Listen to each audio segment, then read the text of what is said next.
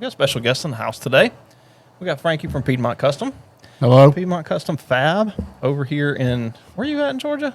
Monroe. Monroe. What are you doing? Are you playing with my stuff? Oh, well, we got Ryan's mic up too. We have found all kind of fun stuff to do on this thing. We can make our voices sound really funny. Oh my gosh.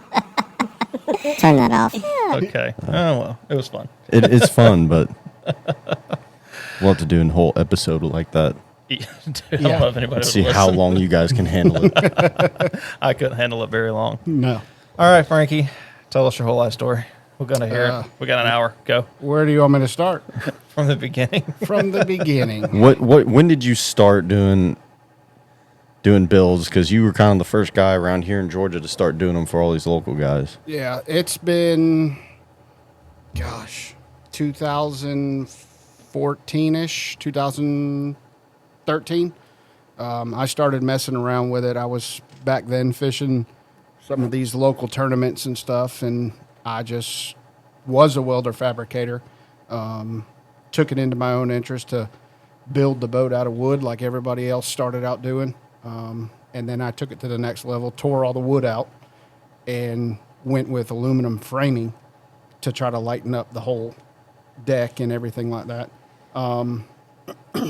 Then I turned around and started getting into the aluminum decking, but could not figure out how I wanted to build any of my hatch lids and anything like that, just making it out of 090 and not being able to have any bent corners or anything like that. It was just a trial and error and a whole process I went through probably for about a year or so, and finally kind of learned how to do that. It was a long process to get into doing that, and it took twice as long. And then I got into doing my boat. Then it started out with another buddy, then another buddy's buddy, and it just kind of progressed that way, doing it for friends and doing it for their friends. And then I got into pretty much doing it part-time, I guess you would say. And then now it has turned into a full-time adventure for me. Full-time Frankie. Full-time Frankie. I like that. You need to get that on a shirt. Yeah, I should. So you had some previous experience welding and fabricating and stuff? Yeah, I've been welding since probably 99, 2000, if not earlier. Doing it Started all. in high school, learning how to stick weld and MIG weld, and then it turned into doing some aluminum stuff and progressed from there. What welder setups are you running now? Right now I'm running two Eastwoods. I got a TIG 2000 and the MIG 175. Do you like that TIG? The TIG is simple, easy.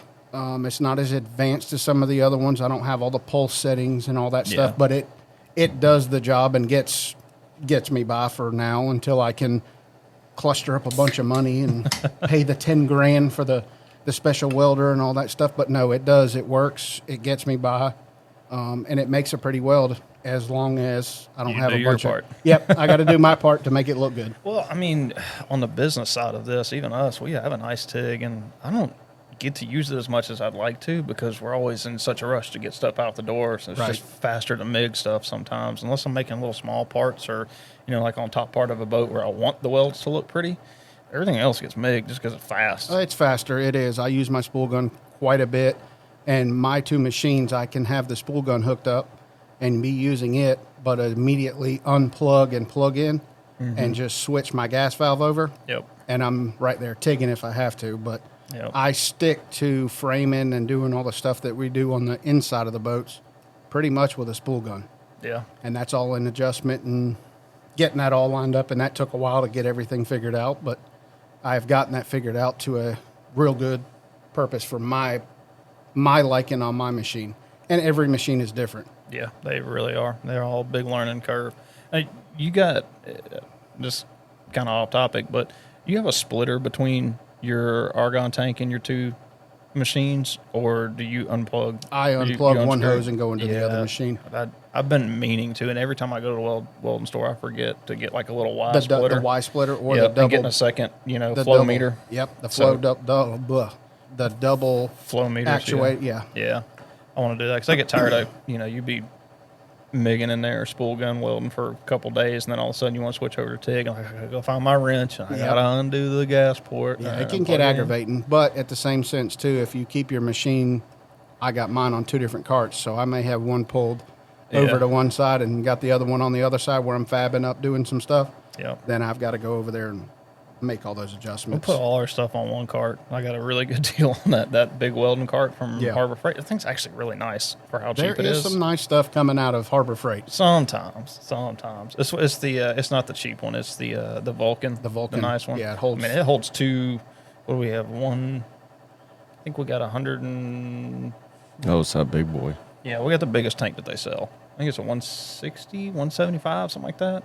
On the Argon? Yeah. Yeah, the big bottle. Yeah, I got 2 of those on that thing, and it handles it just Handles fine. it fine, yeah. So, and I keep one full, and then whenever the other one runs out, we go get it refilled. So Right. we've always got a second. So, what?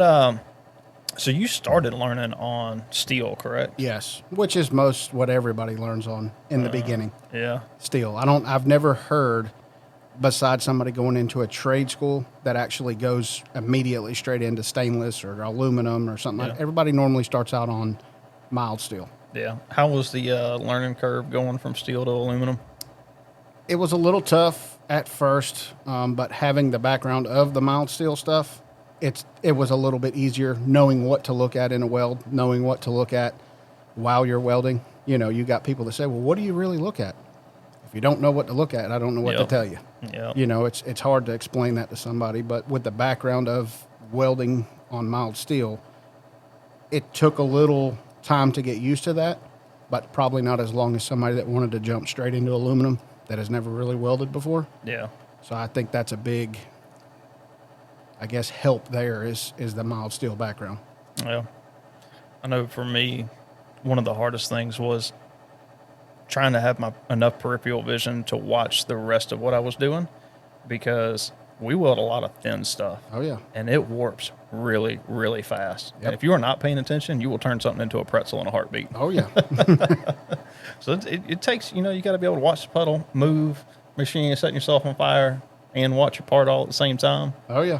So, Really, that goes for a lot of touch, too. If you have a glove or a TIG finger or something like that you are moving along the weld where you're welding, you can feel movement in the material. yeah. You know, with the heat expansion and getting hotter and everything doing its stuff. So sometimes you can feel without even having to see, but visual is the biggest thing because you'll see it start gaps opening up and, Yep. things like that. So, I think that's the hardest part about teaching people to weld these thin John boats that we work on is you can only do so much before you overheat the material. oh, yeah. And then you start warping it so bad it's not even worth fooling with anymore. No. No. We'll te- What we'll about teach you the one day. case? Yeah. Yeah, I was about to say I'm a little over here. I don't, definitely the least experienced in welding. So But you did good though. We got the new MIG machine. You picked it right up and started welding some stuff. I've tried. You did all right. The only way to learn is to try. And Yeah. the only way to learn is to actually just do it instead of somebody to tell you how to do it. Yep. You got to actually do Yeah. it and see it for yourself. A lot of hours behind the hood. Oh, without a doubt. Lots of hours. So What kind of boat do you have right now? Like personally, Yeah. I have a 2001 Tracker 185 with a 90 horsepower outboard gas. I do not have any electric rig right now myself. I build them all day, so when I want to go fishing, I go fishing. yeah. But I enjoy it. Like I said, I used to do it back in the day when everybody was running trolling motors. What was the old school tournaments like? Old school tournaments, I would say, are more laid back, I guess you'd say. Not as it is competitive. I won't say that. Old school tournaments are a lot different than what they are now. And I haven't fished anything in a while other than the big stuff. I used to, Oconee, fishing berries, Bass Trail. Well, fishing like the PFLs. electric stuff. On the electric what was side, the field like back then? Was there a lot of competition? Was you it still had some heavy hitters back then.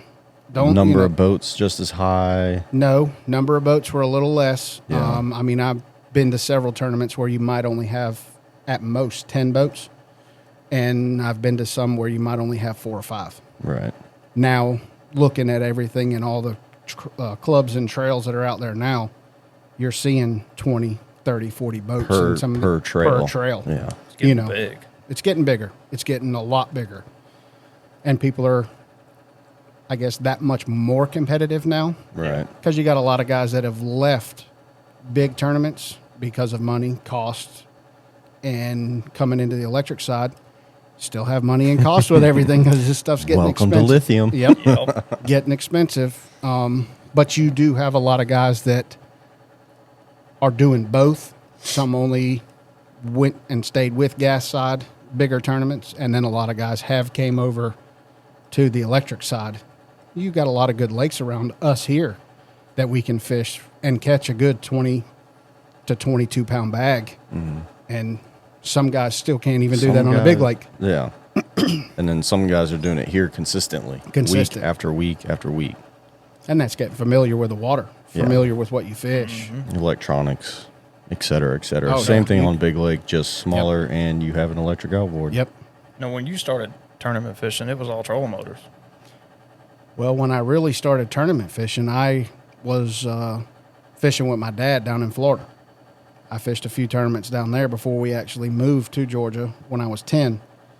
And I grew up fishing big tournaments with my dad. Lake Okeechobee, down in the Everglades, Sawgrass, Lake Kissimmee, Lake Toho, fishing all that stuff down in South Florida. But when we moved here, it was a learning curve for us as well because the first time we went to Lanier, I looked at my dad and I said, Dad, that can't be right. And he's like, what are you talking about? I said, it says 100 foot deep. Mm-hmm. He's like, nah, it's right. And I'm like, there's no way. I've never seen 100 foot deep water unless I was in the ocean, Yeah. you know, out off the beach, you know, several miles out. I could see 100 foot. Not in a lake, not down there, not down south. I mean, most I've seen 25 to maybe 30 foot deep. Here, when we started fishing at Lanier, 100 foot. I seen that on a graph. I've seen up to 120 foot. Yeah. That's deep water. How deep was it up at that, what's that last tournament? At Blue Ridge or whatever? Wasn't it super deep up there? No, I think it's pretty shallow for the most part. Oh, it's not one of them big 100-footers No, or whatever? I think you have like 40, 50, 60 foot depths in some areas, but to my knowledge, it's not extremely deep. It's a clear lake, though, right? Now, when I was in Montana, Yeah. they had those little lakes in between all the mountains, and they were saying that those are 400 feet deep. But those were like old mines or something? No, it's like glacier Or no, that's water. It's where- just where Nate lakes lives. in between. No, in Montana? No, I'm talking about where they have the Oh, old mines. no. That's where Those Nate- are strip mines. Where they In dredge them Illinois. for whatever they do. I guess I really don't know. I'm gonna sound like an idiot. because it don't come from here. No. Yeah, no. But yeah, you know, like at Nate's, Yeah. you know, you're running 3 foot of water, Yeah. like 3 foot of water, Yeah. and that's your lake. So I like it though. Real skinny. Real skinny and shallow. Real skinny water. That's what I like. So, what kind of fishing do you like to do now? You're not doing I'm the still- tournaments anymore? Well, no. I haven't tournament fished in a while. I might go jump in a pot tournament or something like that with some friends or some buddies. But other than that, it's just fun fishing. But I actually got into crappie fishing about 5 years ago, and I've gotten real hardcore into that. I just enjoy it. It's fun. And I've got my boys involved with me doing that now too. So it's easy for them. It's not a bunch of just standing on the front deck throwing. Yeah. A lot more active. A lot more active, a lot more action, and I enjoy eating them. Yeah, they are really good to eat. They are really good to eat. So, do you do any bass fishing anymore? I still do, yes, time to time. You know, I'll get the call from my dad. We'll go fishing, or like I said, a pot tournament with a buddy. Hey, you want to go fishing with me tomorrow? Yeah. One of them things. Or hey, I got a tournament coming up next Saturday. My partner can't go. Can you fill in? Yeah, I'll go. What's your favorite place to fish here in Georgia? 4. Anything? I wouldn't say I have a favorite place. I got a lot of places that I like to go, but I don't know. Hard to say. There's so many good places to fish. There is. Yeah. There is. What so how many boats do you think you've built total over all the years? over all the years, I'd say somewhere around 50 to 60. 50 to 60 boats. Is there one or two of those that stick out more than the others? Well, definitely Troy's. Troy's Yeah. was the absolute biggest build that I've ever done. Walk us into Troy's. What was that whole process like? Was that like the biggest boat you had done at the time? Was it, because it's an Well, hold on. 18. For anybody who does not know, Troy's boat is I think it still is the fastest. It was electric, dubbed the yeah, world's dubbed fastest. the world's fastest. electric outboard. But it was an electric boat that you built for tournament fishing here in Georgia, and originally was running 27.5 miles an hour. And I think We made it run 27 miles. Yeah, an we hour. made it do that. But I think yes, it was one of the first ones that had broke that like 25 mile an hour Oh, yeah. thing. We did a big video on it on YouTube, so it's on the Tiny Boat Nation channel if anybody's No, interested. that one's on my Fire Ant channel. yeah, was that's on on your your Fire Fire channel? Ant That was channel. before all those other channels came out. Yep. Okay, so that's what they're talking about when they talk about Troy's boat. Go ahead. That is absolutely the biggest build, most. I don't even know what you would say to that, but Had to have been the highest complex. costed one, too. Oh, without a doubt, that was the highest cost. Most complex build that I've done. Strategically figuring out how and what to do, especially with all the lithium batteries that are in it. Where we were putting them, how we were dispersing the weight. There's a big factor that comes into all that stuff when you're getting into several lithium batteries at 60, 70 pounds apiece to power something 96 volts. Yeah. You've got to seriously sit down and, me and Troy spent several days trying to figure out exactly how we were going to set that boat up and do what we wanted to do. Both of us with our background in electric fishing, going from trolling motors to this, we knew kind of concept of what we wanted, but it took some sit down time and actually figuring that out. Now that one started its life it was a brand new Tracker Grizzly. It Brand new, bought from Bass Pro. was a 1860. 1860. It's a nice boat. Just the Grizzly Tracker 1860s. They are. They're it's a very good nice haul. boats. The only thing that I will say I do not like about those boats is the foam in them. Yeah. Oh, yeah. The God, foam terrible. is horrible, and I say that in the sense of with all the water drainage, they're all closed up by the foam. They just those holes with the little black plugs that you see all over the Yep. top of them. They just stick that gun in there and shoot it up and fill those cavities up. Well, when they did that, it has all the channels that run the ribs on the bottom of the boat Yep. run from front to back. And when they just stick that gun in there, it fills all that up. Yep, and they don't care. And they don't care. They have to know they're doing it. Oh, they do. know. I mean, yeah, they know. Without They a just doubt, don't they care. know. Now, what I do wonder that if they know or not is that Tracker has the stickiest foam I have ever seen in my life. Every Tracker that we have ever ripped apart, the foam sticks to the aluminum on the inside, and you have to pretty much grind it off. That is the actual foam being wet still when it expands. Mm-hmm. It sticks to the floor or sticks to the panels or sticks Yep. to whatever. But We've that's had just some from that being you can wet. you can cut big chunks of it out and just pull it. With the Trackers, it's like stuck Oh, yeah. all up inside the benches, and there's little pods in the back. You just can't get that crap out No. without And getting behind it with No, an the angle G3s grinder. are pretty bad, too. Yeah, the G3 is They're bad all too. bad. And I say that they're all bad. They're all to that concept of could be better. Oh yeah. But they're not looking at it in the sense of what we're going to do to a boat when they're selling it to the that's not one of their It things just that they're has to looking pass at. the It regs has- and go out the door and get to the store That's Yep. it. to be bought. That's it. That's it. Yep. It's got to And they don't anticipate idiots like us tearing them apart. No. They don't. They don't. No, not at all. Speaking of that, I never heard back from DNR. Well, you're probably not going to. Well, I mean, they were super Dude, nice on you- the phone, but nobody can tell me what the law says because I can't find it. I know what the manufacturer's regulations are, and I was able to find all those laws and it says how much foam is supposed to be in a boat. But there's nowhere in there that I can find that says that a boat for recreational fishing use in a lake is required to have the same amount of foam in it while you're operating it as it did the day that it was manufactured.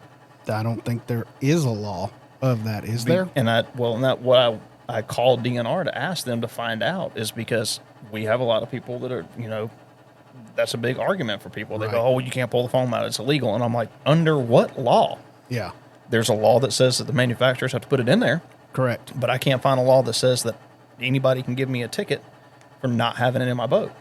Now, do I think you should have it in your boat? Yeah, absolutely. Because if you swamp it, you're going to want to recover the boat, and that's the whole point of the foam. Well, how are they going to know anyways? Just get a big bilge pump. I mean, if you think about it, they're going to have to tear the boat apart just to even figure out there's foam in it or not. And that's the Right. thing is, how do you regulate it? I think That's probably why they don't have one, is because they can't regulate it. Yeah. Yeah. I think the foam ordeal that we all deal with is for Ryan, like you just said, for DNR or for Coast Guard purposes to sell and get that plaque, sticker, whatever you want to call it, of the To make it legal. legal, Yeah. exactly, for them to be able to sell that boat to a to a customer, consumer, whatever, and I guess once you purchase and once you do, is it at your discretion what you want to take out and what you want to leave in? Well, that's the thing is, I can't find What was Troy's discretion?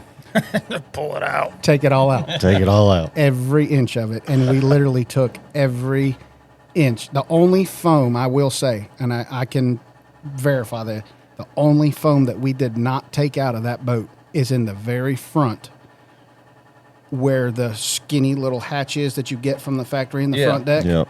There's a spot underneath that floor. That's the original tracker floor.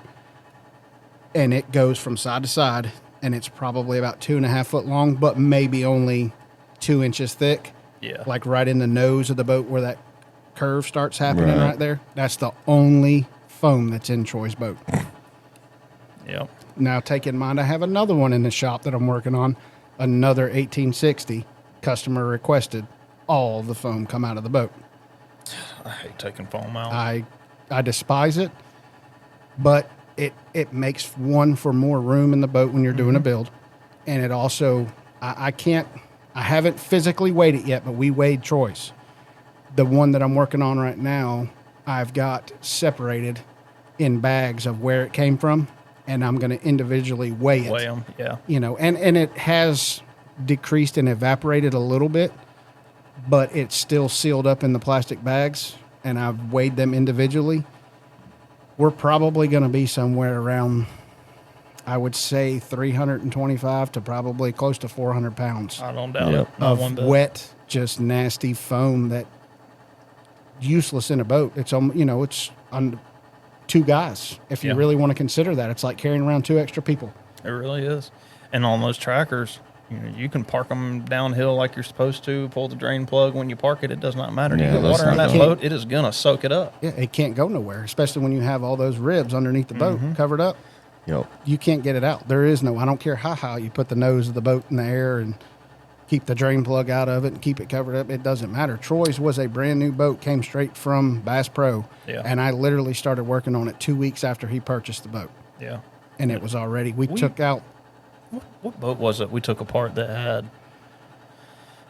they had foam in the benches, but they put it inside of garbage bags? Was that a G3 No. or was it a low? I think it was a low roughneck. and they If put I it in remember right. garbage bags? Yeah, so basically what they did I is don't see Lowe doing that. No. it was one of the boats that we had in here in the shop. It was one that we've done in the last year. But anyways, what they had done is it looked like they had taken the bench seats before they riveted them in the boat and turned them upside down on the floor, put garbage bags in them, and filled the garbage bags full of expanding foam. And then sealed the garbage bag up, like kind of twist tied it at the end, and then put the bench in. Because when we ripped the bench out, I was like, what the heck is this? It was a black garbage bag. And it was just it was a cheap, thin black garbage bag. But all the foam inside was dry. Was it off the floor enough? Yeah, A so they raised actually bench seat? capped the bottom of the bench. And when we cut the back of the bench open to put some storage in there, it was actually able to reuse that as like a false floor, basically. Right. It was pretty cool. But that was the first time I'd ever seen it in black garbage bags. Yeah. Normally it's just sprayed in and nothing, no barrier, no nothing. Straight aluminum Straight stuff. aluminum. I hate dealing with that crap. What else stuck out in Troy's build? Probably there's a lot. The amount of room that we gained in that boat and the amount of hatches that are in that boat I think there was 13 hatches in that boat. Yeah. And with 13 hatches in that boat, it was a lot of room to do more space for everything that he had. I mean, there's enough room in that boat. You couldn't, Troy could probably fill it up with tackle, but He has, trust me. I've worked on it a couple times. yeah, there's just a lot of room in that boat. It's a big boat, man. It's a barge. That's what I consider it. Yeah. I mean, it's at the max. And here's another thing, too, talking about these boats and electric reservoirs and stuff.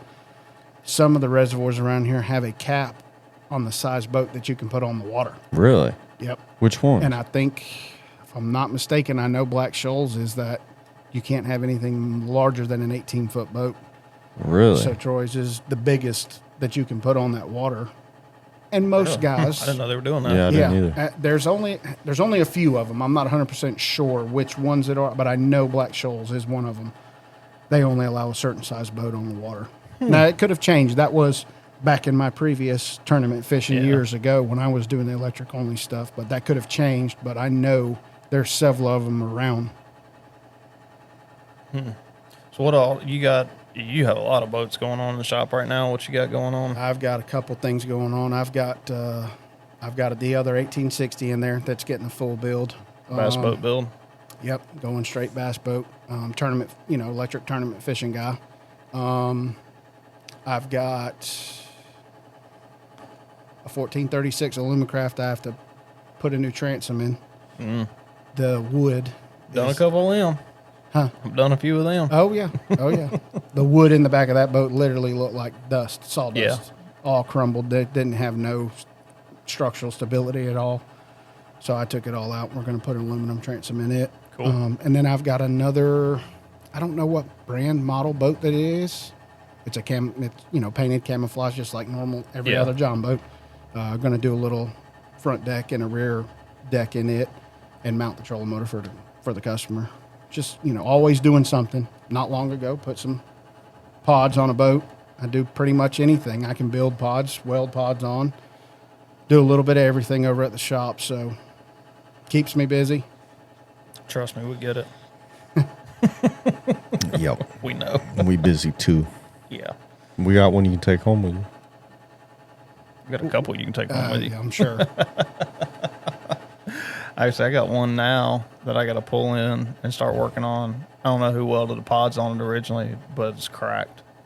The pod is cracked or the weld? welds are cracked all the way around the pods. Ooh. So I got to fix that. And then aluminum transom, taking out it's got those two little, I always call them pods. They're not the little, where you should have storage in the back of the boat where the transom is. Between the transom and the bench, there should be storage there, but there's not. I got to take those two out and put a 4 in. Make more room for somebody. Yep, make more room. And then I got a fiberglass center console. Oh, I what are you gotta doing install. with a fiberglass boat? Guy got a good deal on it, so he wants to put this fiberglass console in his aluminum boat. So I'm going to do it. Center console. Hey, whatever works. If you get I a know. deal on something, put it in there. I don't know.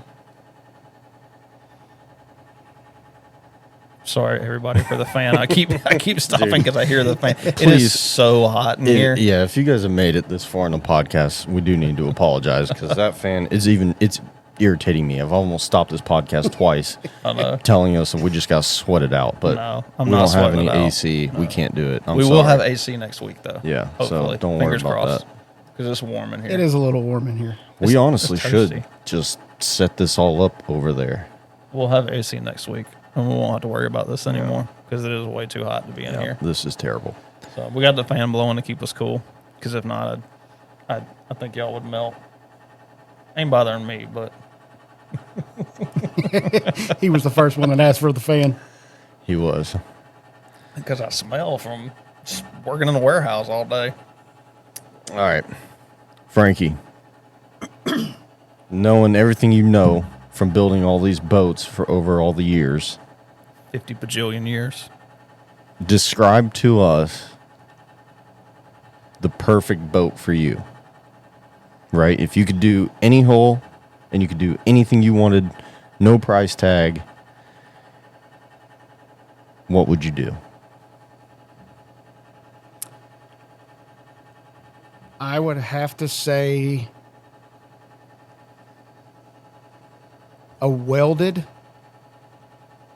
1648, and I'm not too keen on or pushed to go to a certain model or brand of boat, but I would definitely say if I was going to build, let's say, my personal boat, I would go with a 1648, 1650, whatever. You know, some of these models are right there within a couple inches of each other on the bottom, but at least a 16-foot boat, 48 to, let's say, 52, somewhere around in there. But I'm not biased on which brand I want to go with. Outboard. I'm going to have to go with Elco. Batteries. Actually, take it back a step. What size Elco? I would do an Elco 30. Really? Yep. Okay. I would What do an about the Elco battery setup? Battery setup,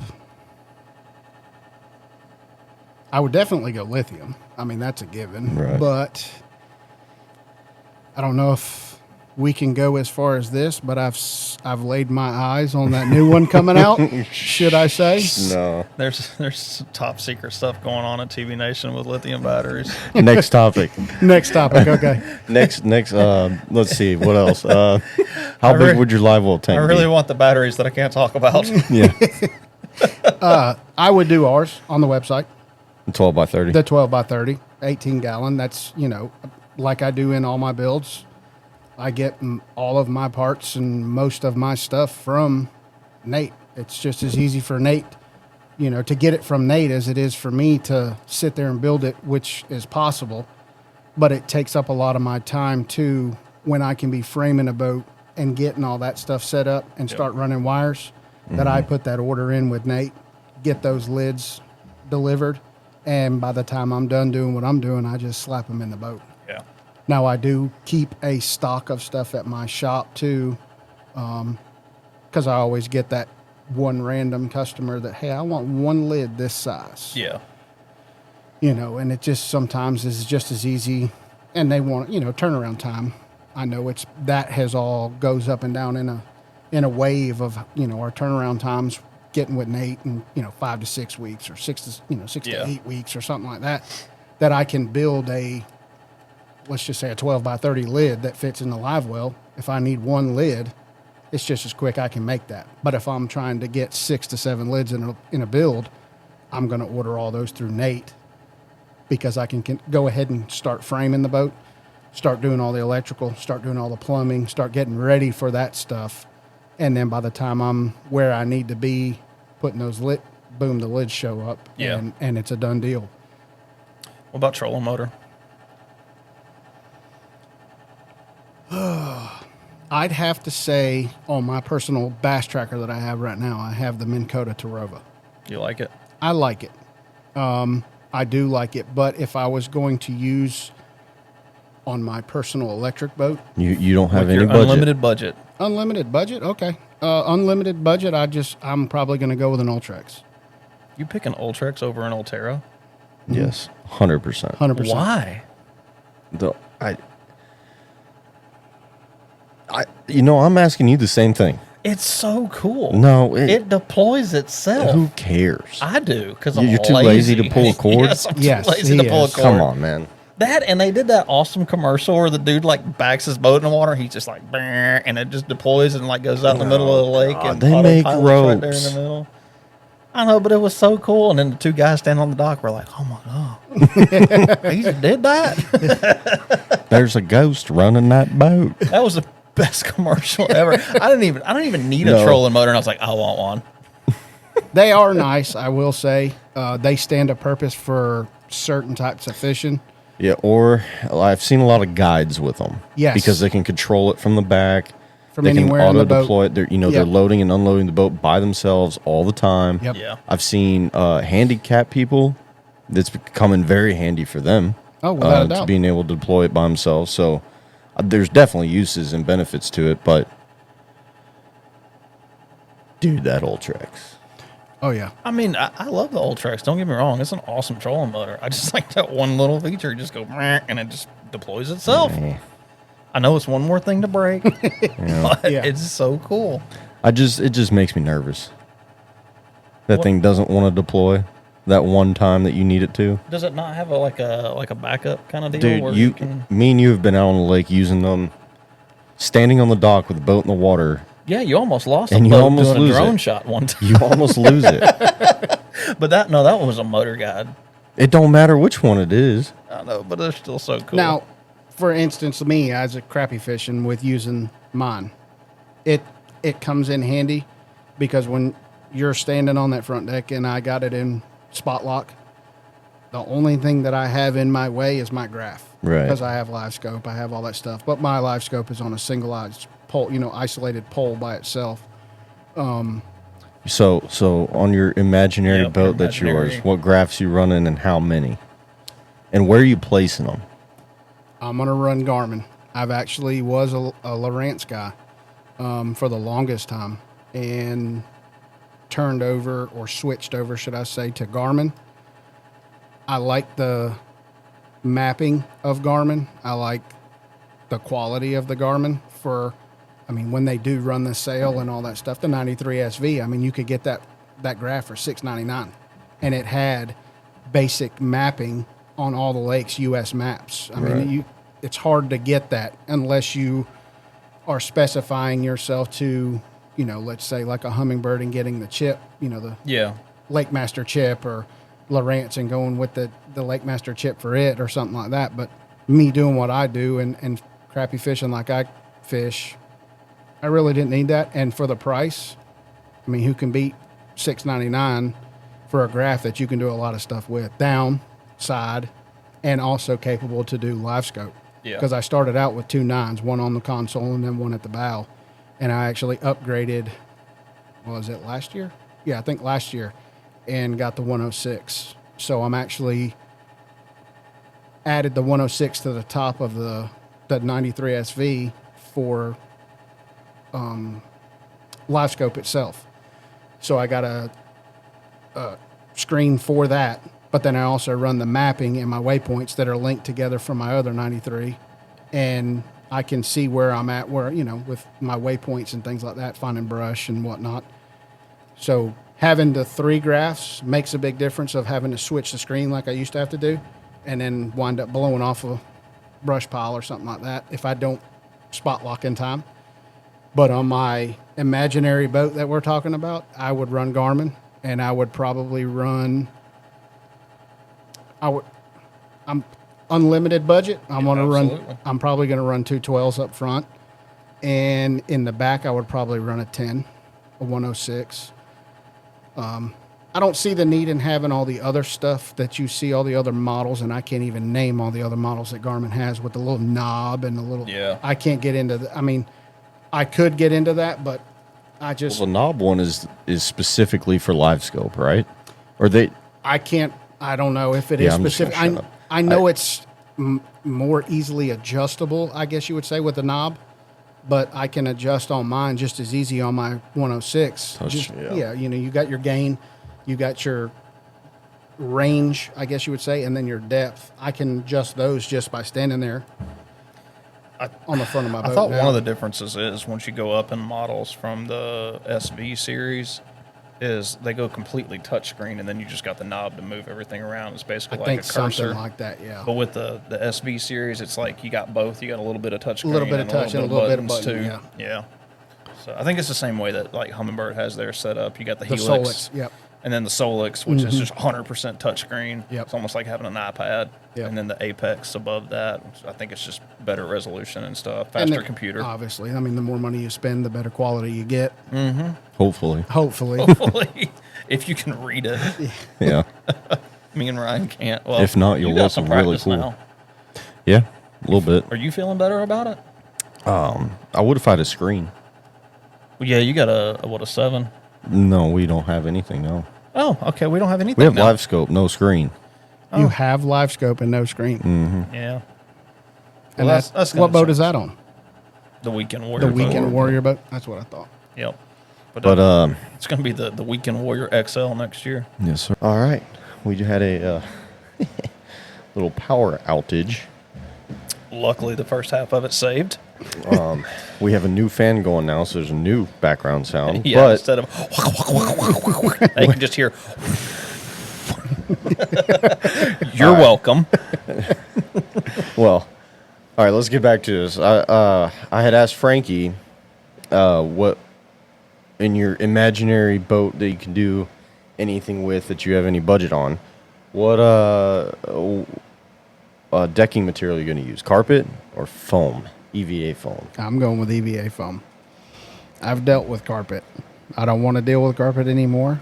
If a customer requests it, I tried to steer away from it the best I can, but you still have some guys that want it. Those old school guys love the carpet. Now, Yeah. do you like carpet, or do you just hate carpet because of the install process? Personally, I do not like carpet. I have carpet in my bass tracker now, and when I redo it, it is getting EVA foam. It's cooler to the touch. Looks better to me in the long run, years down the road, as long as it's stored correctly, the boat's stored correctly, Yeah. covered up, whatever you may say, to keep the sun from beating it to death. But even carpet fades, breaks down, Yeah. does all that stuff. Wear spots. Wear spots, Yep. you know. Smells is one of my biggest things. Yeah, dude, I hate the smell from used carpet in a boat. Ugh. Yeah. Well, you don't have to worry about that because you'll never put no fish in your boat. Oh, so- that's true. Just when I'm sweating my butt off on the lake all day and sweating all over the carpet. You got that sweaty feet carpet Yeah, I smell? got sweaty feet carpet smell.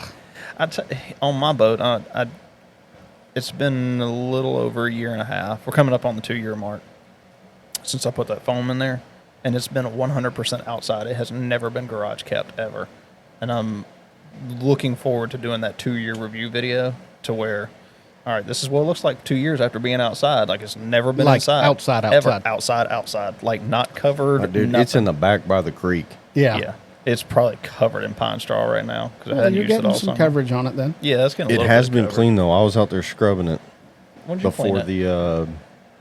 the NOE show. Oh yeah, that's right, because we did take it up there. But yeah, I got to clean it soon. But yeah, I'm looking forward to seeing how much it faded. Or Do if you can have really a piece left over from when you originally put it in? Yep, I sure do. It's been still in the box. And Actually, that where the cash register is in the store, Right. that top right there is a couple of leftover pieces from my boat, and the Amazon turf too. I use that for my bunks, and I want to see how it looks after 2 years of a boat sitting on it, because that was the only place I could find to use that Amazon turf that I had. you didn't want to put it in the boat? No, I couldn't get it to stick. I've heard that before too. I don't know, right? Well, and so I ended up using it on the bunks, but I had to coat the back of the turf in contact adhesive, and I had to do the bunk boards in contact adhesive, and then let the boat sit on top of it to keep it from... To keep it smushed. Yeah. To And- make it cure, make it set up in that contact cement. Now, it's been fine as far as since I got it stuck down there, but I mean, just as far as like the beauty of turf is peel and stick, and it wasn't. And it was. it I've was heard just that a about the Amazon turf. big waste of time. Now, I don't know if they're getting better because I've seen some mixed reviews. We actually have a local customer that come in here not too long ago, and they put Amazon turf in their boat, and it actually didn't look bad. It looked actually pretty good. Yeah, it didn't look bad at all. So maybe they're getting better. I've seen several more companies out there trying to get into that market of doing. They probably heard Mike blasting them on YouTube. Oh, I'm sure. Change the formula. Yeah. Yeah. Well, Yep. I did. So I'm pretty sure I already know the answer to this, but would you go with cut yourself sheet turf or custom routed turf? Custom routed turf. What do you like? What do you The want to sim- put on this? What on your dream fantasy boat? Like color? Yeah, Or on your Barbie Kim boat. Design, color, I don't know. I haven't got that far yet. 3-layer, 2-layer. 7-layer. Oh, we're not going that thick. I would Ain't got that probably kind of just do a pockets. 2-layer. I don't see the need in having the 3. I don't need all the coloring and all the fancy of, it's not a, what do they call those things? Cigarette boats or whatever. Oh, Yeah. It's not one of those. It's a boat that I use to fish out of. 2 colors good for me. Obviously something with a black background, so black on the bottom, and haven't decided on the color on the top yet. Something cool, something cooler, a lighter color. I just haven't made a full decision on that. And that's kind of what I'm waiting on, is to get my brain wrapped around what I really want to do, because I do this on a daily basis. You see a lot of it, like I we see do. a lot of it, and sometimes I don't even want to think about mine because I think about them all day when I'm working on them. So it's a process that I'm dealing with right now. I'm probably over the winter. I'm actually in the process right now of moving into a new shop. Okay. So We're still going to be in Monroe. still going to be in Monroe, but I'm going to be in a better building situation, I guess you would say. So where I'm at now has gotten me out of my garage where I started. Yeah. Pretty much where all of us have started. Yep. Just like they say, you start from the bottom. So getting into what I am in now has helped out big time, but I've quickly, when I went full time, grew out of that. So it makes it a little more complicated getting things in to work on things, playing magical boats, as I Yeah. call it. You know, it takes up time. Boat Tetris. Boat Tetris. Yeah, I mean, it takes up time when you're moving stuff around. You know, you waste an hour to 2 hours a day moving things around, getting Yep. situated to start working.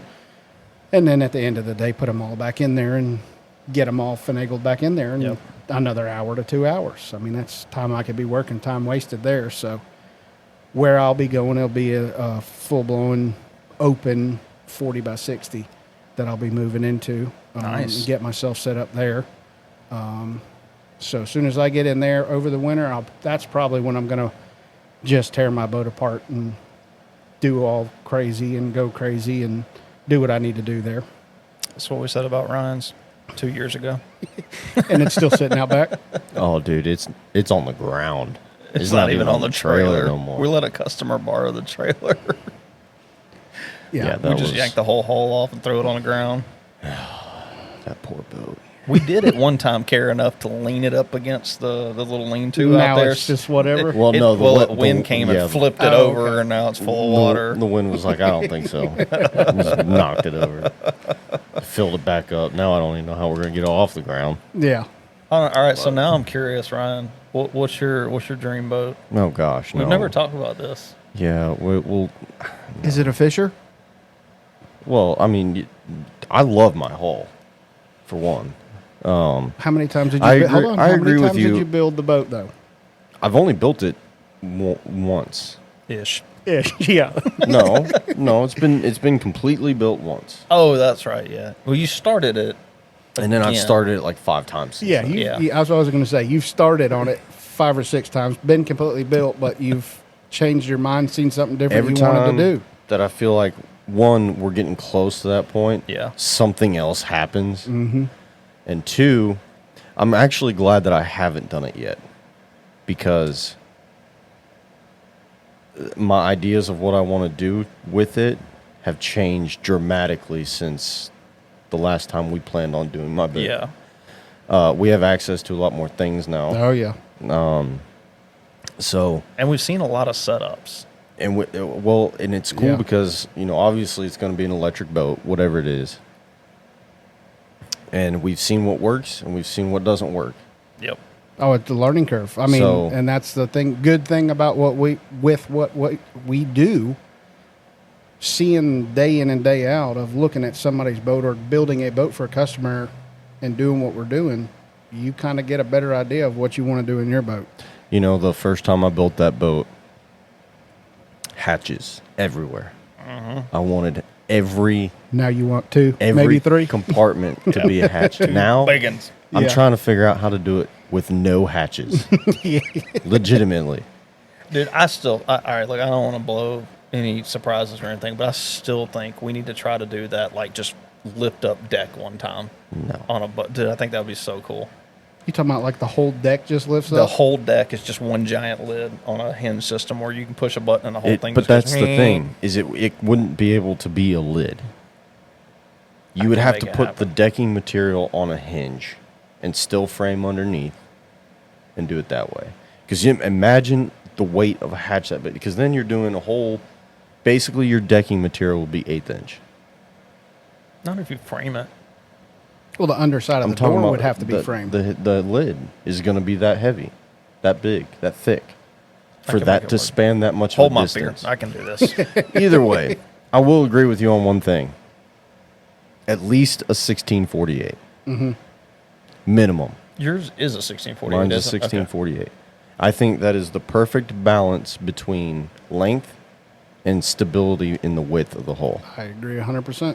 I don't know why, but your boat just feels wider. Dude, it's because up at the nose, it doesn't curve in like the tractors. Yeah. It stays wide, and mine does this odd, very open-angled V in the front. Yeah. It's a super aggressive. I mean, you still angle. got almost, I think the width of my front is still almost like 40, 42 inches. Yeah, the trackers come up to a point. Correct. Your boat comes up this way and then to a point. And then everything pinches in. Like yeah. dramatically. Yep. Within a foot and a half. to where everything else is sweeping from about a quarter of the way back. Everything starts sweeping So my, in on the rest yeah, of these my boats. beam is the same width from the transom to 14 and a half feet forward. Right. You know, I have 14 and a half feet of the same width throughout the entire boat. The whole boat, yeah, the whole boat all the So way. that's what makes it nice. Yeah. And my hull is very thin. It's very thin Yeah, it's a aluminum. thin It's hull. not like It's a riveted boat, right? it's Yep. riveted. Okay. Yep. I like the ribs in it though. It's got really thick, wide ribs that are easy to put a subfloor down on top of. Right. They're not what are rounded. they, inch and a half, They're 2 almost inches? 2 2 inch, inches. because that 2-inch foam sits perfectly in there Yep. to the same So they height. stand high 2 inches. That's Yeah. what you're saying. Yep. Yeah. No, And that makes they're it 2 nice. inches wide. So it's like they took 2-inch tube and basically just like flared it out on the end and Yep. Right. riveted it down. It's a very well built boat. It Well, really that's is. like even the 14-foot Weekend Warrior. The ribs in it are very narrow at the top. And they're round. Yeah. and which they're rounded sucks. on some boats. Yeah, you got to be pretty precise. Pretty precise on putting your floor down. Um, And you only get, what, 3/4 of an inch maybe? Yep. yeah, To maybe 7/8 Yep. to put foam underneath the floor. but I don't know. We'll see what it turns into. Yeah. Well, I mean, it's going to turn into something. We can't keep staring at it forever. One day. A pine straw bucket. You know, you kind of reminded me of something, and I want to ask your opinion, Frankie. Do you think that over the years of being in the boat building business, that your approach with customers has changed when they walk in the door? So, like for an example, I know when we first started, if somebody come walking in the door and they're like, "I want to put a rod locker right here and I want a pedestal seat right here," back then I would have said, "Absolutely, let's make you happy." Now I'm like, "No, that ain't gonna work. You ain't gonna be happy with it. I ain't doing that." Yeah, and I can say that myself too. Biggest reason is building boat after boat after boat after boat. It seems that I've learned so much about little stuff Yep. that you don't think about in the beginning. As a let's say a customer that's never built a boat before, obviously why he brought the boat to Yeah. either me or y'all to build the boat. Right. They don't know the concept of building it. And the simplicity of knowing what to do and what not to do, that's why they're paying us to build them. Yeah. So, yes, I have changed my approach on that to where a customer wants to talk about a layout, and I'm going to try to simplify it, one, for them that I know that they'll be close to what they're wanting to do, but make it to where I know that it's going to be more feasible and give them optimal space inside the boat for laying that boat out. Yeah. And you're probably a lot nicer about it than I am. Might be, maybe.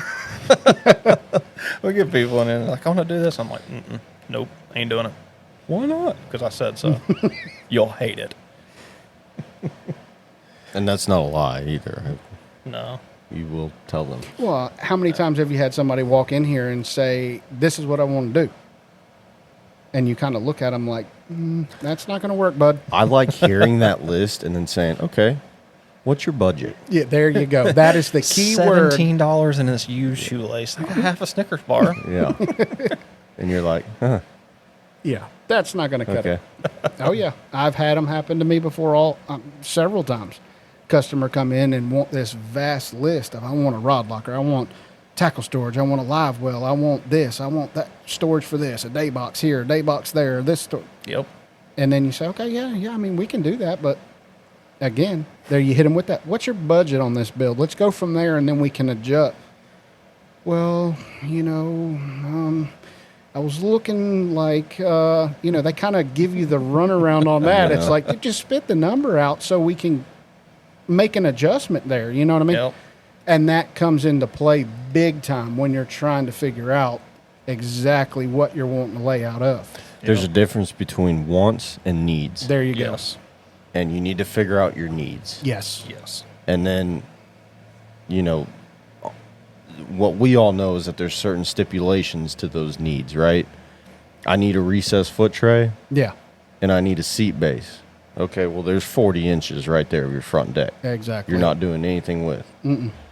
But they don't they don't can't know that. They can't visually see that until you start Right. explaining things like that to them. Yep. Yep.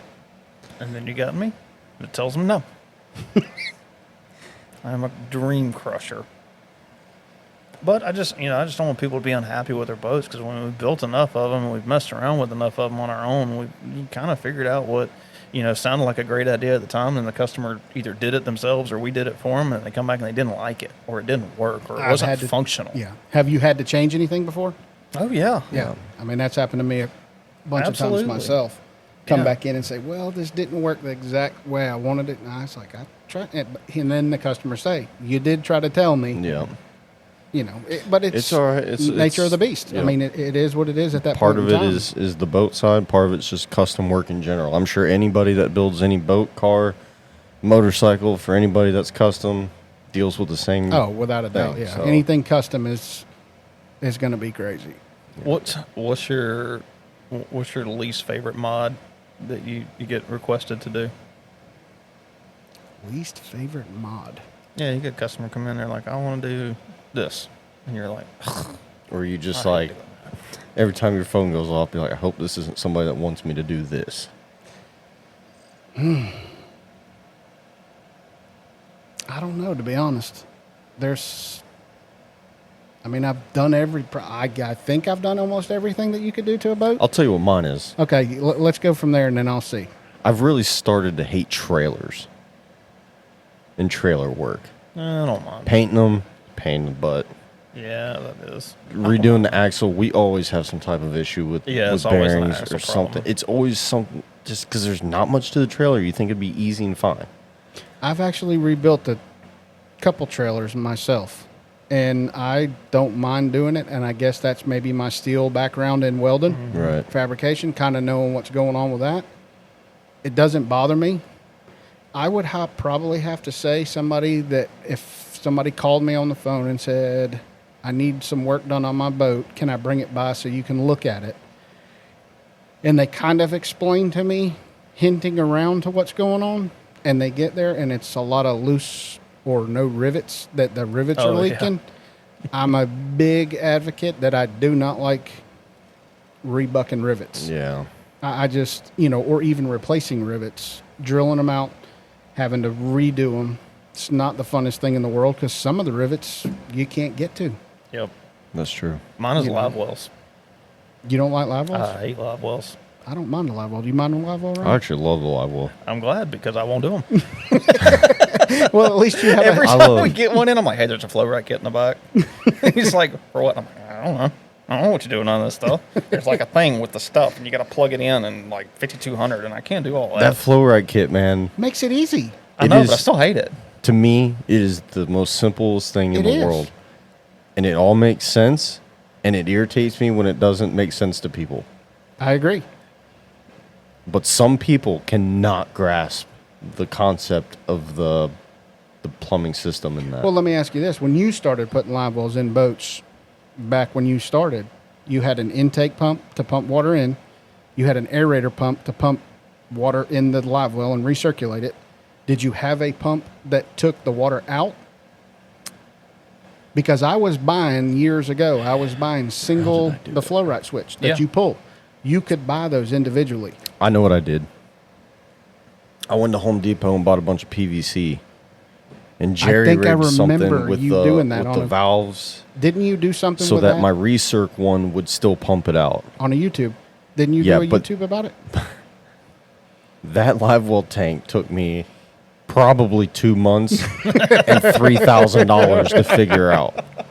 And that is, I'm dead serious when I say that. I probably made a bunch of videos over this stupid DIY. Well, you But I will say, back then, my biggest fear was putting a hole into something, thinking that the boat was just going to take on a bunch of water. that And I doesn't think that even that's bother me, a no. fear for a lot of other people. Yes. Where they're like, well, if I put a hole in here and I run a tube to allow water in, isn't water just going to keep spilling in? No. And it's not. But people that don't know that. Right. So, It took me a long time to get used to the way that the flow ride system works. yeah. And I'm still not, like, I couldn't do it from memory. Like, I would still need to, like, pull out the paper that it comes with or go back and watch a YouTube Just to remember video. how the plumbing actually Yeah, ran to in. remember where it all goes. Right. You know, I know to put the pump as low as you can. I know with intake and the secondary hose you got to run so that you can flip the valve back and forth. But yeah, I don't ever use live wells. I have no use for them in the manner that I fish. So when people come in and they're like, "Oh, I want a live well," and I'm like, I don't really want to do it. But we have a Ryan. Yeah. We have a red-headed leprechaun on the back. He'll gladly put you a live well in. Yeah, it's just I don't mind it, though, because the flow rack like 'em. kit to me seems It's as simple it's as you can made get. it so much more simplified. You have Dude, one pump, pump. one valve, Yeah. and hoses that come with the kit. It's all quick connect stuff. Yeah. It is so simple to do as long as you can read the paperwork. And the paperwork defines it very well. I mean, it's not like Yeah. it's giving you a bunch of, just look at the picture. Yeah, I I mean, it's an easy just don't like DIY, it. should I say, too. I It mean, for is. somebody to do that. It's Yeah. very simple. And there's enough videos out now to where if you've never done it before, you can follow along with anybody that's in our circle that uses the flow right kit Oh, on yeah. YouTube. And I just don't like doing it. I don't know. I just get grumpy every time I have to do anything with live What well. do you And not then get there's- grumpy about? Like, you stupid bass fisherman. If you'd actually eat the fish you catch, you wouldn't have to keep them alive. Just throw them on some ice. But what do you not get grumpy about? Can you answer that one? Mud motors. I don't know. That Well- one kid came back with a mud motor, and you were a little grumpy. Which one? The one that didn't work. Yes. Oh no, you're talking about the one that I got the Chinese one. I gotta build. I'll tell you, I don't know much about these mud motors, eh? You fixing to learn, eh? But Freaking Canadian. I'm not Canadian. Eh? But the transom height seems to be an issue with a lot of them. It's huge. It's everything. So that's why I don't like them. They're I've just never picky. messed with them, so I can't And they're say. hard to steer. I They are. would. There's no way I couldn't make a long run with one. Don't you have to literally steer it, like Oh run yeah, with I it? mean, well, a long tail you do on the short tails. I mean, that's why everybody likes the short tail because they're easy to drive. They're just like More running like an an outboard. outboard. Right, It's okay. just an air cooled outboard is all that it is. But you're right. The transom height makes a huge difference in the mud motor world. When you go long tail, the shorter the transom, the better. It makes it easier to handle. You actually pick up more speed. In the short tails, most of them you need a tall transom, and a lot of times people are building up their transom or putting hunt decks on the back of the boat so that they have an even taller transom to get it up out of the water. I had to do that for a guy on, I think he had an Express Yep. hunt deck. Express, you know, the little, I don't even know what model or brand it is, or brand I say, but what model boat it was, but I know it was an Express. And I had to, I think it was 3 inches. Yeah, I think it was 3 inches we had to raise Yeah. because the motor was sitting too low into the water, and he said it was splashing back into the boat. Yeah. So on the basically the bell housing part, the part that comes down that's got either a chain or a belt inside of it, Yeah. it has to be up above the water level while you're Yeah, running. that's what his and was you actually hitting. tilt it down to get the prop in the water. That's so dumb. I mean, go places you can go, I got an outboard what that you I'll go gonna- right anywhere you'll go. but you won't. I bet I will. But you won't. Water's optional where I go. Okay, that's fine. You gonna tear up your outboard Sure. once? They're getting expensive. All right, They guys. are. This has been a pretty long episode. Are you cutting me off? Yes. We'll do another one. Fine. Frankie, tell everybody where they can find you, get in touch with you, see your work. I'm on, well, I say I'm on all platforms, but I am not. I do have a YouTube, but I do not put a bunch of stuff on YouTube. But I am on Facebook, Instagram, and TikTok, Piedmont Custom Fab. Like I said, I'm in Monroe, Georgia. If you need anything done or want to see some of the work, just check out those platforms, and we can get you hooked up with whatever you need. I think that's the end of this episode, guys. Thank Is that you it? for Is that watching. it? Oh, you got to thank you to our. Thank you to our wonderful sponsor, TBNation.net. Once Yes. again, if you need hatches, anything we pretty much talked about in this episode, aside from the mud motors at the moment, you can visit TBNation.net. We've got it on there. Most of our stuff. We're getting better with our shipping, getting things out a little bit faster. Yeah. Yeah, This year's has, been crazy. that has slowed down a little bit. And we do greatly appreciate the support. Absolutely. And stay tuned for the next episode. We have a good lineup of guests coming. Yes, we do. We got some very special people. Some heavy coming. hitters coming. And we'll see you all in the next one. Oh, and don't forget. Oh, yeah. I did forget. Don't forget. Don't ever forget your drain plug, Frankie. I always have a drain plug. Don't If forget not it. One and two more. Always have a drain plug in the boat. That's why we say don't forget your drain plug.